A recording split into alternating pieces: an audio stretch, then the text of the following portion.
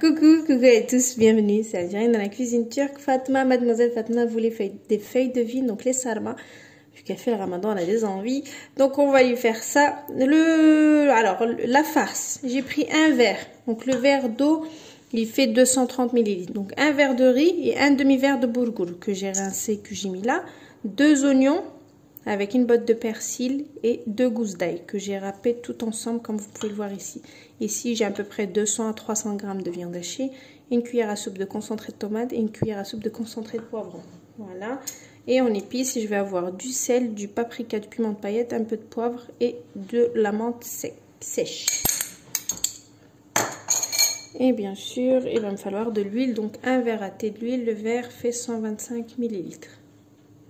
Voilà. Donc là, je vais mélanger bien comme il faut et ma farce, elle sera prête. Rien de compliqué. J'avais tout préparé d'avance, comme ça, vous n'avez plus qu'à citer les ingrédients. Une fois, vous avez mis l'huile, vous mélangez. Donc pour le sarma, il faut que la farce soit crue. Il y en a beaucoup qui croient qu'elle est cuite, mais en fait, non, pas du tout. Elle est crue.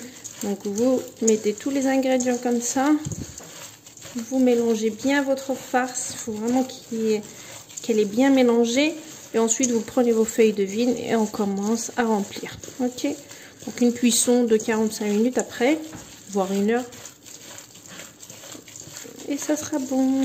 Donc, les feuilles de vigne, moi, c'était ceux de mon jardin que j'avais récolté l'année dernière, que j'ai mis en saumure. Donc, je vais les prendre. Ils sont en bas dans le garage. Après, vous en avez un peu partout. Les épiciers turcs, en général, ils en vendent. Bon, je ne les conseille pas trop. Si vous avez des voisins qui ont des feuilles de vigne, il vaut mieux les ramasser. Je les trouve trop vieux, ceux qui les achètent. Ils ont du mal à cuire. Ceux qu'on achète en supermarché. Donc voilà. J'ai commencé à faire les salmas avec Fatma. Elle est en train d'en faire. Donc là, c'est son tas et là, c'est mon tas. Donc avec la farce, vous prenez les feuilles de vigne. Comme vous pouvez le voir. Donc c'est super facile. Vous ouvrez la feuille de vigne. Avant de l'ouvrir, je vais vous montrer où je les conserve moi. Vous voyez, j'en ai fait avec vous cet été. Donc là, c'est dans un gros pot et en saumure, vous voyez, avec de l'eau et du sel, du gros sel. Et puis voilà, ça me fait toute l'année. Et après, j'en sors au fur et à mesure quand j'en ai besoin. Donc voilà, allez, c'est parti, on va en faire. Donc là, vous prenez votre feuille de sarma, votre feuille de vigne. Vous prenez... Bon, c'est parce qu'elle fait le ramadan que je le fais. Hein. Parce que voilà, on a des envies et puis je vais respecter, on va dire, son envie. Sinon, j'en aurais pas fait. Parce que moi, personnellement, c'est pas... Voilà, j'aime beaucoup ça, mais c'est pas mon truc pendant le ramadan. Donc, vous fermez. Moi, je prends un plastique et je fais ça et ça le retourne. Vous voyez? Hop, hop, hop. Si je vous montre un autre, c'est une feuille de congélation. Vous mettez votre sarma dessus. Bon, Fatma le fait manuellement. Vous pouvez le faire manuellement aussi. Donc là... On rabat les côtés, on fait ça, on reprend, on met nos doigts là et puis on fait glisser. Et vous avez votre salma, comme si elle était faite à la machine. Après, vous pouvez faire donc manuellement. Manuellement, c'est simple. Également, vous prenez...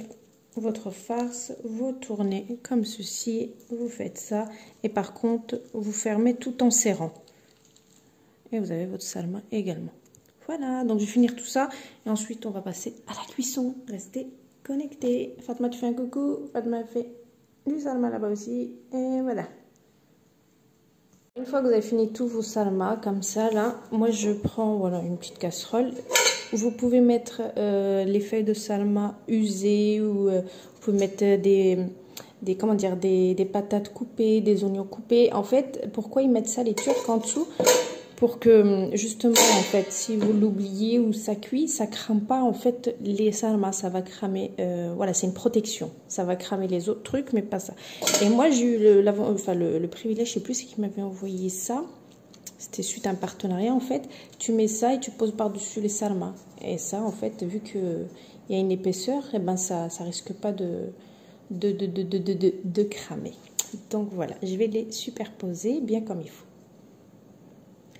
Donc on prend. Il y en a même qui mettent de la viande tout en bas. Donc si vous voulez mettre de la viande tout en bas, vous pouvez aussi. Et elle sera super bien cuite et elle aura, voilà, un super bon goût. Alors, donc là, on va faire la sauce. Les sarmas, ils sont prêts. Donc là, j'ai mis un demi-verre à thé d'huile, 2 cuillères à peu près de concentré de tomate. Vous pouvez mettre concentré de poivron. Moi, je mets le concentré de tomate parce que le concentré de poivron, il est pimenté. Et vu que Fatma, elle en a envie, je ne vais pas lui gâcher ça. Donc, j'ai mis que du concentré de tomate, 2 cuillères. Je vais bien diluer tout ça avec l'huile. Ensuite, je vais mettre une cuillère et demie à café de menthe séchée, du sel et il vous faut 3 verres d'eau. Donc ça vous fait à peu près 700 ml. Ok, donc je vais d'abord mélanger ça. J'attends que ça chauffe bien. Allez, c'est parti. Je rajoute de la menthe. Ouais, je vais mettre 2 cuillères. C'est toujours bon la menthe. Je vais mettre le sel. À vous de voir combien vous voulez. Donc l'huile concentrée, paprika, sel et puis menthe. Là, on va rajouter de l'eau pour diluer tout ça. Donc voilà, on rajoute. La cuillère va tomber. Je travaille qu'avec une seule main. Si vous voyez qu'il n'y a pas assez d'eau, vous rajoutez, il n'y a aucun problème. Voilà, je laisse un petit peu tout diluer et après je verse le contenu là-dedans, donc avec les sarmas. Et après, il faut laisser cuire. C'est ça qui va servir de cuisson.